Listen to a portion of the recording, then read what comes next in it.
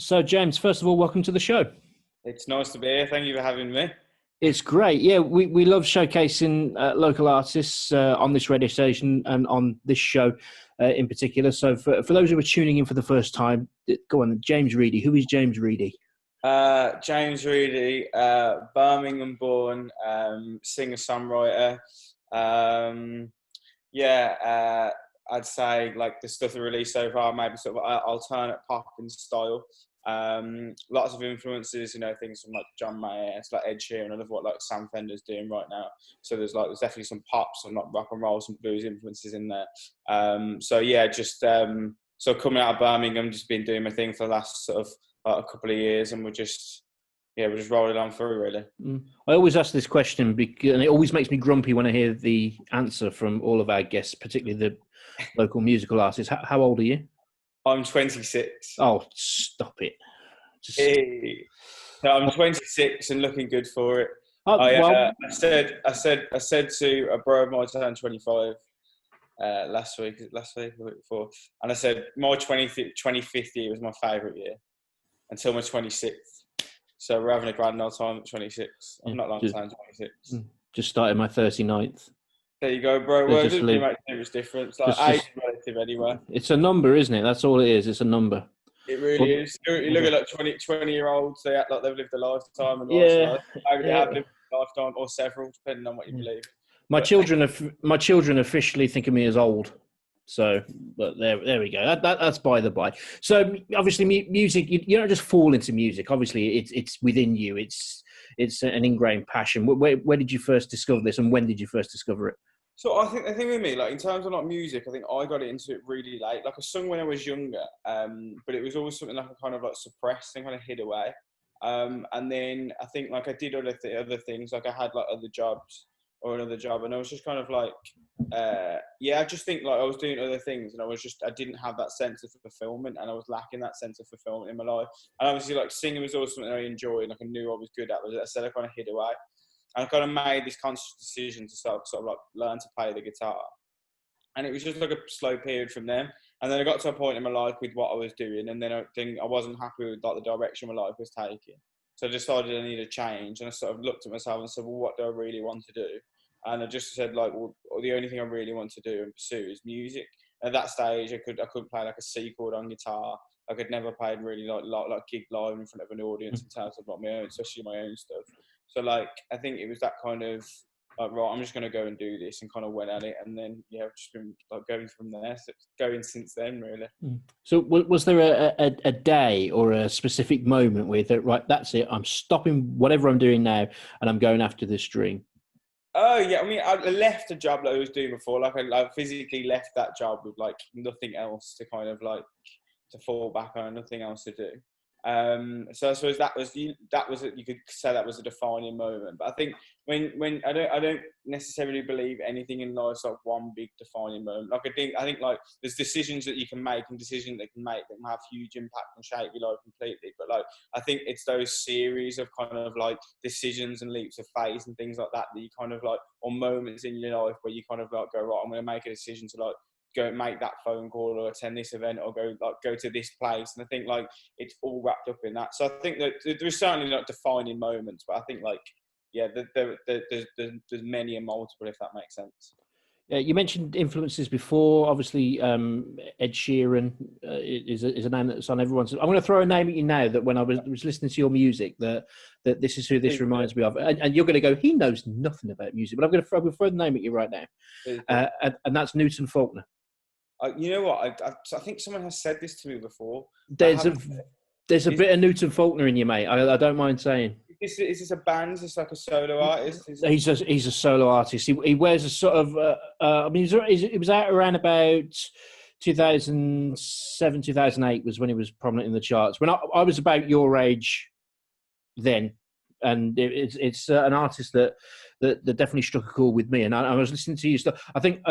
I think Alone, we're going to play Alone after we've done this interview on the show. I love that track.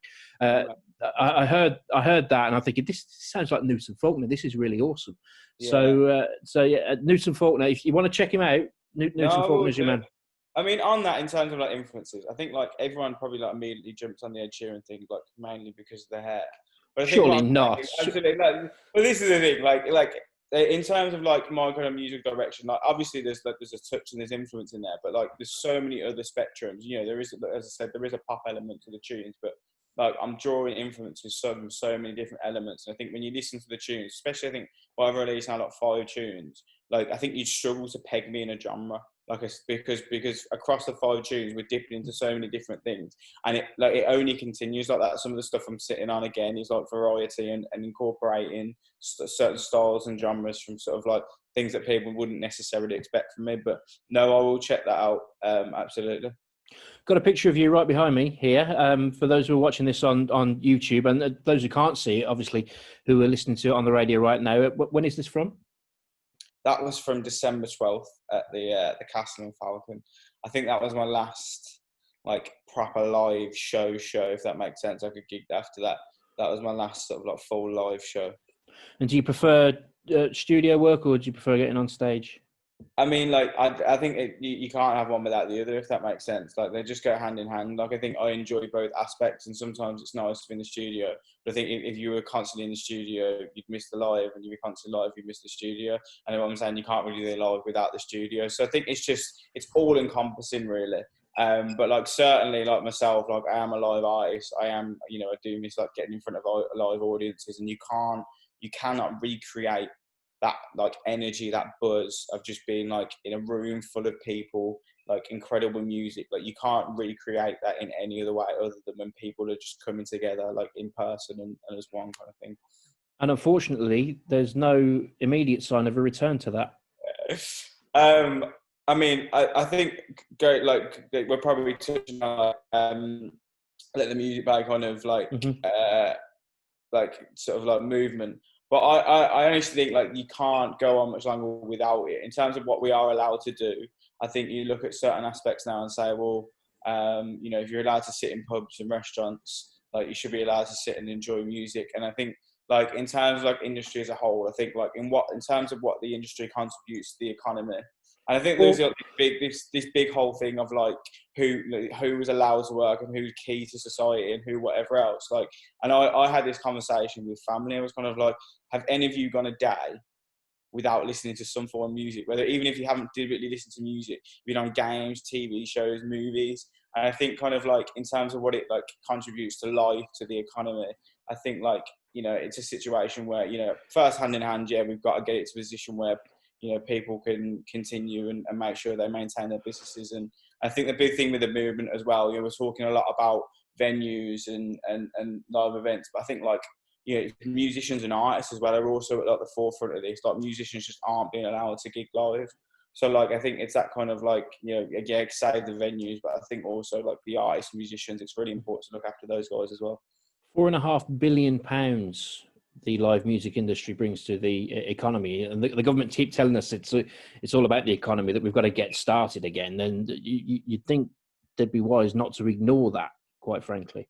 I mean, I might go as far as to say, I think if you look across history, like in terms of like creatives, like maybe you say creativity is always undervalued, or I think like in terms of creative, generally we are like mavericks in society anyway. So like sometimes we are maybe left to the bottom of the pole for that reason. But like I think like it's coming to a point now with all the conversations that are happening that it will come to a point where like government will have to intervene in that. And like you can't, what I'm saying is not even allow, but what I'm saying is like we can't be in a position where we're allowing creative industries to kind of suffer, because at the end of the day, it adds so much value to people's lives, and it contributes, if you were talking about the economy, what it contributes to the economy. So I think like it will come to a head, and I think you will start to see some conversations really happening now, and like getting some idea of when we can get moving again, kind of thing. So have you got any provisional dates and venues penciled in? I've got loads. I mean, like in terms of like local, I think it's like 4 shows I've got booked up till like February.